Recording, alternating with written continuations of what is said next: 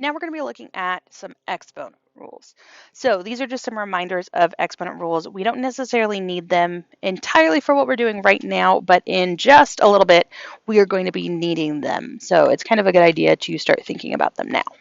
So what we have here are some exponent rules. These are the most common.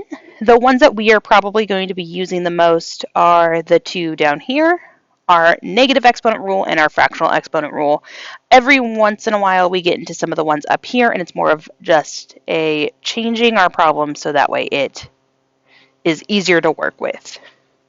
So we're going to be simplifying these as much as we can. So this first one, we have 3x to the fifth times 2x to the third power times y cubed. So I kind of take this in two parts. So I look for things that are in common. So I have 3 and a 2, so 3 times 2 gives me 6. So I have a 6 already.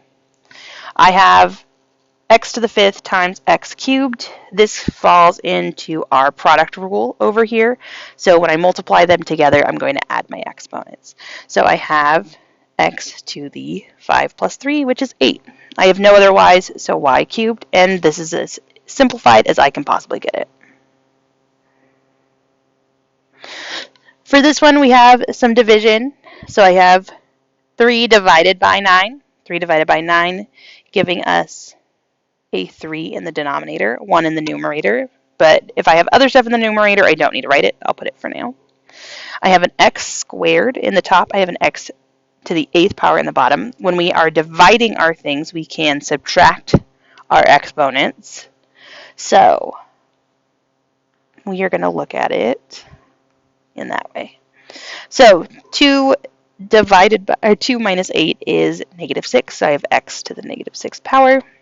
And then I have y cubed minus y to the 6th. So we have y to the negative 3rd. So I can leave my answer like this, or I can use my negative exponent rule to change the location of my problem. So I have a negative exponent, which means it's on the wrong side of a fraction bar. So I'm going to go ahead and move them. We already have a 1/3, so I'm going to go ahead and just make a fraction bar with 3 in the denominator. X to the negative 6th power turns into dividing by x to the 6th, and y to the negative 3rd turns into dividing by y to the 3rd. We have multiplication that has an exponent raised to another exponent. So there's this big difference between this and when we have addition in between it. So when we have something like this, I can go ahead and take each thing and I can raise that thing to the 3rd power.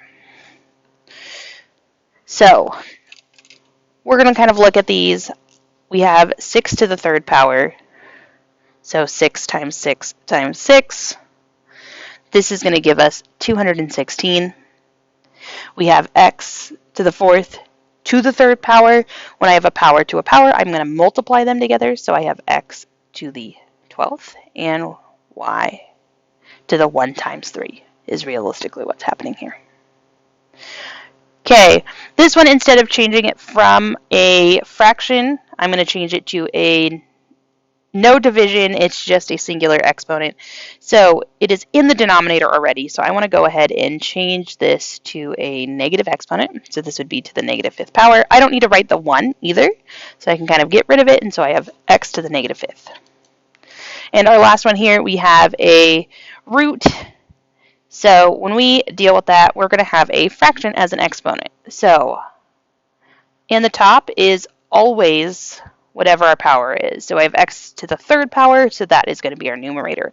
Our denominator is any time that we have a root. So I have x to the 3/4 power. When I have a square root, that is a second root, so that would just put a 2 in the denominator. So these are not going to be something that we have to know absolutely right now, but they're going to be coming up when we learn kind of some of these shortcuts. So it's kind of good to brush up on them.